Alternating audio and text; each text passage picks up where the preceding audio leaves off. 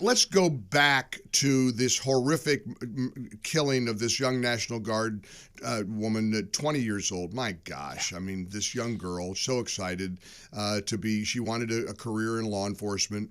Heartbreaking. Think about that poor family, what kind of Thanksgiving they had. The other National Guardsman is fighting for his life.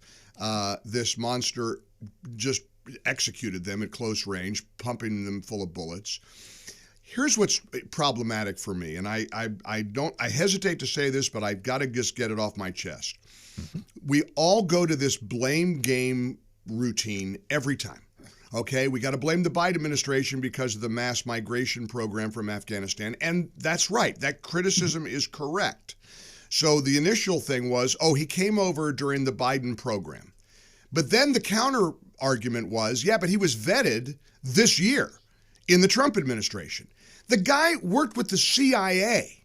Yeah. So, of course, they were, to quote President Trump, he went cuckoo. You know, this is a lunatic, a guy that was apparently radicalized, according to Kristi Noem. But can we stop with the blaming a political party or blaming a president or blaming an administration? Two things can be true at the same time. This program is out of control. We're letting millions of people in here unvetted. Trump is right. The planes are packed full of people. They didn't vet anybody. But on the other hand, yes, it is technically correct that he was officially approved and vetted during the Trump administration. So all of that is true, but I just think whether it's the baseball, the baseball field shooter, the Bernie Sanders supporter, no, we didn't blame Bernie Sanders for that. We don't say Democrats are to blame when somebody goes rogue, and I just think we just do that too often, and we did it on this one, and I don't think it fits, Mark. I don't think that narrative applies to this case. Or that both of them do, because I sense your holiday cheer-driven desire. No, it's not that. No, I know. I'm half kidding. Yeah, because you often come with a voice that says, "Look, let's be tough, let's be sharp, let's fight be for smart. things." Exactly, but let's be smart, let's be precise in our language, and let's be focused in the blame game and place blame where it truly lies. Does the Biden administration deserve blame? Deserve some scapegoating for just wanting to let everybody in? Of course they do. However, are you also technically correct that the final stages of scrutiny toward this guy totally happened under Trump? Were there red flags that were ignored? I would need to know more. And as we try to figure out what happened with this guy's, and did you catch me in the first half hour? Wouldn't it be a kick in the head if this guy grows up in Afghanistan and is sort of prone and is prodded toward an instinct that says, let's help America? Then he gets to America, and it's in America that he's radicalized and Correct. says, I'm going to go kill some National Guards guys. Which, according to Kristi Noem, I think is the emerging narrative. Here's what I do know. The mass migration crisis we got one chance to fix it, and that's the guy in the Oval Office right now. Yep. There is a way to fix it, and of course, he immediately put a pause on all of these programs that are bringing over migrants who are seeking, because it's the biggest scam of all. It's the biggest ruse. Oh, I seek asylum. You don't seek asylum. You seek entry to the United States, and Trump knows it. Now, can we take 30 seconds on the use of retarded? Since President Trump... Well, there we are. The R word. And before we hit the R word... The R word? Just kind of... well, that's what they're calling it now. They're afraid to say the word. I know. Is this taken a status alongside the N-word? It has. Something you simply dare not say. Let's go ahead and go on that because President Trump called Tim Walz retarded. And that, of course, led Tim Walz... I think it was a modifier, though. I think it was seriously retarded, wasn't it? Yeah, seriously. He wasn't just mildly. Yeah. He was seriously retarded. And it was about immigration. That's what kind of got him torqued off. It's like, Minnesota used to be great. Now it's just crawling with all kinds of people from Somalia, many of whom are outright dangerous and don't appreciate America and aren't assimilating. And a part of that is bad leadership in Minnesota and their governor, Tim Walz, who is seriously retarded.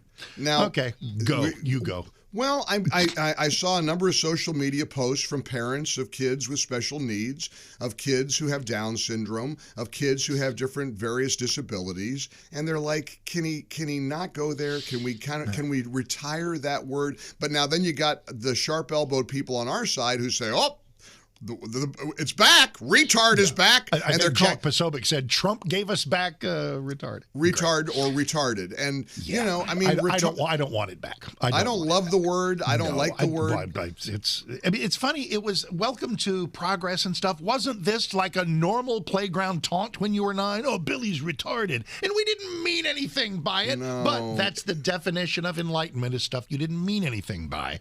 And maybe that was just not the way to go. So I don't want it back.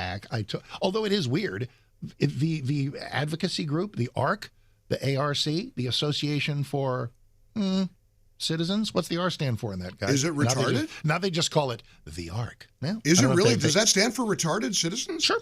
I never heard of that, or I didn't know that. Association of Retarded Citizens? Well, I mean, retarded means slowed, right? Or slow down or slow? Well, right. To retard something is to slow. And the whole, the etymology of that is it was people who were slow to develop, had a certain slowness to their cognition and progress. So it was technically true, but then it became condescending. It became, and yes, I am right about that. The original name of it was the ARC, Association for Retarded Citizens. We do. And we also have the National Association of Colored People. I mean, there are phrases that are throwbacks. We don't want to trot that one out. You know, Mark, I think the issue in Detroit is all those colored people. Wait a minute, what? What? So, exactly. The language is what it is. Look, so, as long as we bring back the Washington Redskins someday, I'll be happy. That's the only thing I want. It's that's the only. Right. Please. That and the Cleveland Indians too for you. And what a win! Incidentally, I stayed up way too late. I stayed till the very closing seconds.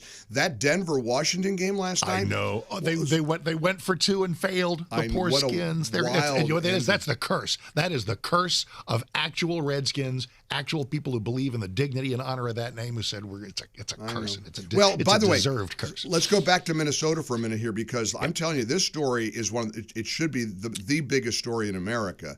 Minneapolis and St. Paul are the Medicaid fraud capital of the world, and it's under Tim Walz's watch. And did you see the post that the public employees of the state of Minnesota called Walz out? I mean, gigantic. I mean, and prosecutors and the New York Times did a scathing piece. When the New York Times does it, there's one of two things happening here.